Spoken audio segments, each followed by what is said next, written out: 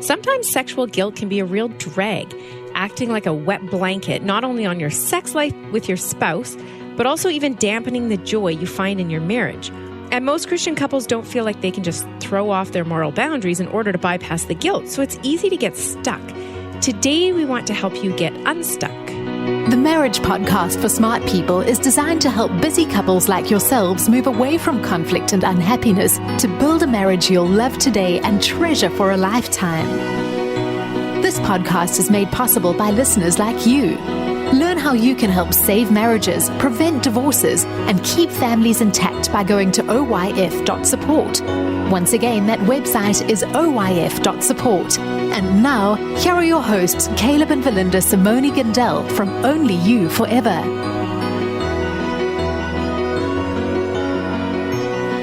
Welcome to the Marriage Podcast for Smart People. If you want to build a thriving, passionate marriage, we've got the research, the truth, and the answers you're looking for. We have a relieving episode for you this week. This is episode number 211, and today we're going to be talking about what to do when your sexual past is dragging you down. Hey there, before we get started, if you did miss last week's episode, we discussed things to think about before you start making babies. That's worth going back and checking out if you are contemplating starting a family, which is a good thing. Also, make sure you hit the subscribe button so you don't miss any upcoming shows from us, because that's also a good thing. If you're struggling with your marriage, we offer sound research-based advice, and most of all, we offer hope. So let's get into the topic of sexual guilt. Yes, ma'am. So if a person feels in some way, at some time, that they have violated proper sexual conduct, their own morals, God's moral law, then they're likely experiencing sexual guilt. And actually, sexual guilt is not unique to Christians or even religious people, but there is indeed a link between strong religious views and feelings of sex guilt. So anybody can experience this. Now, we always speak out of the Christian worldview, and most of our listeners are Christians, although we welcome people of every faith to listen because we believe that marriage is for people, not for just for Christians.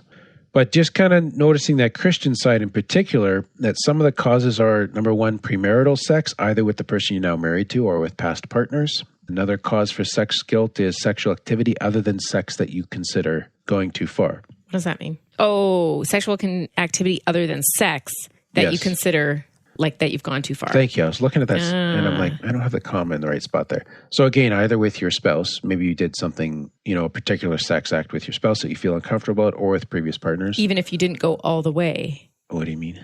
Well, maybe it was like oral sex. No. So maybe a married couple had like anal sex and they don't feel that that's right, but they experimented it with one time as a married couple. Okay. And they're still married, but they're just uncomfortable that they did that, or they feel guilty about having tried it. Oh, okay. So that could be an example of, air quotes around going too far for them, but it's still within their marriage. It doesn't necessarily have to be extramarital. Oh, it's not premarital. Okay. Yeah, not necessarily. Or watched pornography during sex as a couple. Maybe a more common example. Okay. Or along with sex as a couple. So that can incur sex guilt as well. Affairs, of course. And then number 4, beliefs. So there's some very strict or conservative Christians who develop some beliefs that sex is sinful in itself, like sex is bad. And so they feel guilty just having sex, or feel guilty about their sexual desire. Like even wanting their wife, or the wife wanting her husband. She's worried that might be wrong. She feels guilty. Yeah. Okay. So it turns out that guilt around these issues, especially premarital sex, is a lot more common than you may expect. In one study of church-going young adults, 70% reported having had premarital sex. And within that group, 80% regretted and felt guilty about their sexual history. So that's over half of church-going young adults in this study. Yeah. Felt guilty about their sexual history. Now, just a few caveats heading in here. Again, we had mentioned the worldview that we speak out of, which we don't apologize for, but we're not here today to help you feel good about what you've done when those actions have gone against your own moral boundaries. Right. We're not here just to make you feel better. Or to promote permissiveness. We actually do want to help people feel better. We do want to make people feel better. Yeah, yes. That was right. This is why it's kind of delicate, right? Okay, trying to figure this out. We would like folks to know and experience forgiveness and peace and to have relief from guilt, but that comes from God, not from us. Right. It doesn't come through permissiveness. It comes through forgiveness. Okay. And we also feel and believe that the best sex happens within moral boundaries that are outlined in the Bible. And in other episodes, we've shared the research that backs this up with hard evidence. And so kind of the last caveat around that is we want all of our listeners to know, in keeping with what we've been saying, that it's possible to have strong moral boundaries around sex and have an extremely satisfying sex life. And many Christians do, and many married non-Christians do.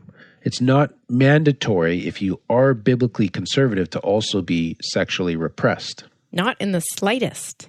Right. So that's our caveats. That's our fine print. Let's take a moment to differentiate between the feelings of shame and guilt. Guilt is the belief that you've done something bad or committed a sinful act. And the negative feelings it creates are specifically tied to the action or to that behavior. In some ways, guilt can actually be useful since it draws your attention to something you've done wrong. It motivates you to try and fix it, or at least to not do it again, right? Being prone to feeling guilt is linked to acting in a good and moral way, which is interesting. But for the most part, guilt is a useful, healthy, adaptive emotion. It keeps us within our boundaries, helps us with implement our moral compass in real life. Now, shame, on the other hand, is more all-encompassing because shame is the belief that you are sinful or that you are a bad person. One researcher defined guilt as our conscience telling us we have done something wrong. If we go through the process of rectifying the wrong, then we feel better and our guilt is relieved. With shame, on the other hand, our whole being is at fault. Shame makes us feel condemned to our very core. So that's like character, not behavior. Yes, I like using the word identity there. Identity, okay. Yeah.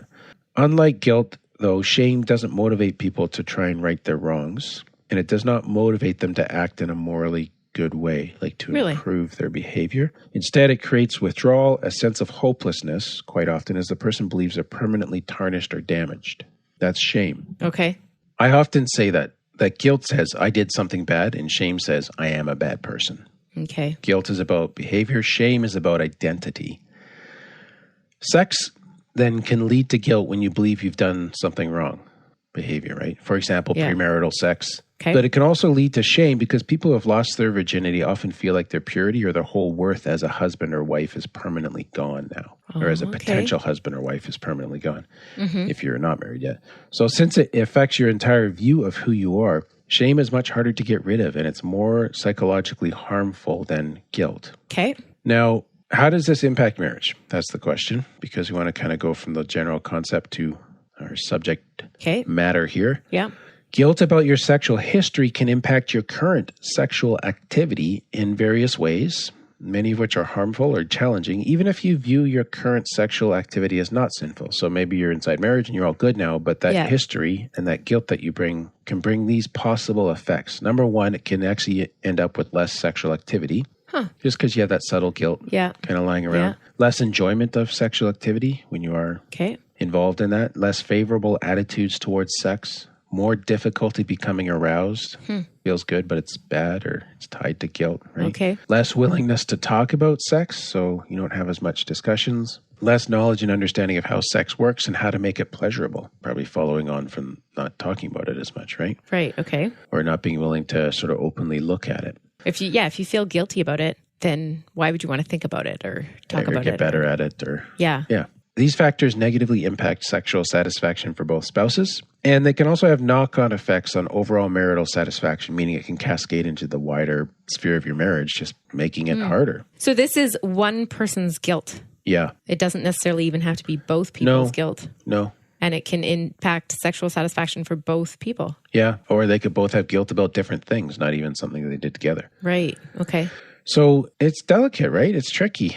And once again, though, for this topic, we've created this bonus guide for this episode in particular for our supporters that we appreciate very much. We're going to talk about forgiveness in a moment, but if you want a much more detailed step-by-step guide to lead you through the process of overcoming guilt and shame from your sexual history, you want to download this forgiveness guide that we created just for this episode. You can get this by becoming a patron of the Marriage Podcast for Smart People, and we'll take a break to tell you more about that. Quick question. Is this a forgiveness guide like for yourself or for a spouse who needs to forgive their spouse? It actually talks about how to accept forgiveness for yourself so that you find relief from the guilt and shame that you carry. And also does branch into for even forgiving the person that your sexual guilt is tied to. Oh, okay. As well. Okay. Yeah. Good.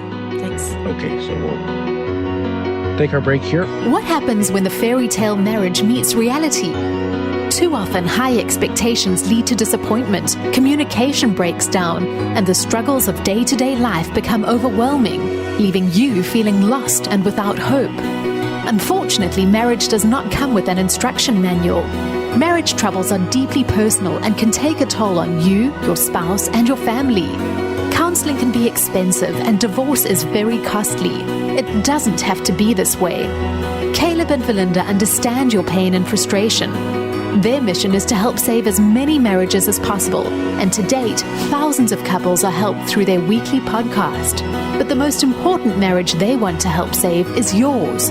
With a minimum of a $10 investment a month, you gain access to exclusive bonus content and valuable information to help you succeed in your own marriage. Learn more about saving marriages and how you can help at oyf.support. That's oyf.support.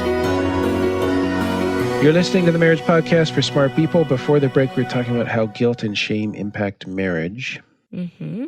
Now, I said we'd talk about forgiveness, okay? So it may be necessary for both spouses to work through a forgiveness process on this. The spouse with the sexual history may need to begin by repenting of that sexual history. And that happens when you acknowledge the extent of the sexual sin, assuming this is, not something that both of them did inside the marriage now. But acknowledging the extent of that sin without any minimization or denial or blaming. And then when you claim the blood of Jesus Christ as cleansing for that sin, as taught in 1 John 1:7, this means that your sin has been washed away and the guilt incurred has been paid for in Jesus Christ's substitutionary death for you. This is how forgiveness of sins works for Christians. And just like salvation's by faith, sometimes we need to remember that as Christians, we can accept the forgiveness of past sin by faith as well. And we need to do that. Okay. Now, for the other spouse, it will either be the case that your partner's sexual history represents a betrayal, or else it may not represent a betrayal, but maybe just a strong disappointment or a mild disappointment, or maybe it's not, just is what it is for you. I don't know. There's just so many varieties of possibilities here. Yeah. But sometimes I do speak to a spouse who's disappointed they worked so hard to preserve their virginity for marriage and their spouse did not. And, that kind of rubs them. Yeah. On the other hand, if the premarital sex was with another person, you're only just hearing about it now, and you were told that you were marrying a virgin and now you're finding out that you didn't, right? That kind of scenario may represent a major betrayal, right? Even though it hasn't happened inside the marriage. It doesn't always need to be that way, but depending on the circumstances of that activity and whether you've been lied to or if it was disclosed in a straightforward manner at the time, these things all kind of affect the degree of betrayal that a person might feel here. Yeah, yeah. And so whatever that case is, and we're trying to speak to a wide set of possibilities here, so just kind of nuance what we say to your situation, right? But you may also need to forgive and let go of anger and resentment so that it's not affecting your marriage. However, if you have been lied to for decades and you find out now that this betrayal maybe even happened while you were dating, then a discovery like that can represent a betrayal event similar to discovering an affair. It can feel like it was in the marriage. In which case, it may shatter your whole view of your spouse. And that obviously is a much more impactful situation, and one in which I would definitely recommend that you reach out to our counseling team, or if you already have a counselor, a marriage counselor, for help so that you can get help navigating your way through that. Okay. So generally speaking, I'll just say on that note that generally speaking, if one partner believes it's a betrayal, it's a betrayal. Okay. Even if the other one's like, it was before we were together, it's not a big deal. Yeah. Yeah. And going back to, whether it was disclosed in a straightforward manner or you've been lied to, like so many people say the lying is worse than the actual offense. Yeah. And typically what we see is that people need to work through and resolve the betrayal before they come to a place where they're ready to do forgiveness. Okay. Yeah.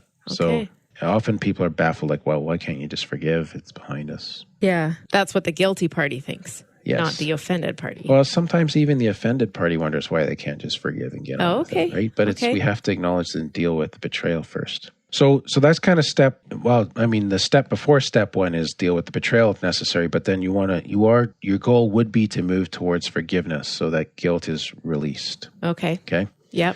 Next thing is talking to your spouse about it. And I want to frame this recommendation carefully as well. A lot of this is, again, we're trying to speak to such a wide variety of circumstances. In some cases, very sensitive. In some cases, difficult, but not as delicate.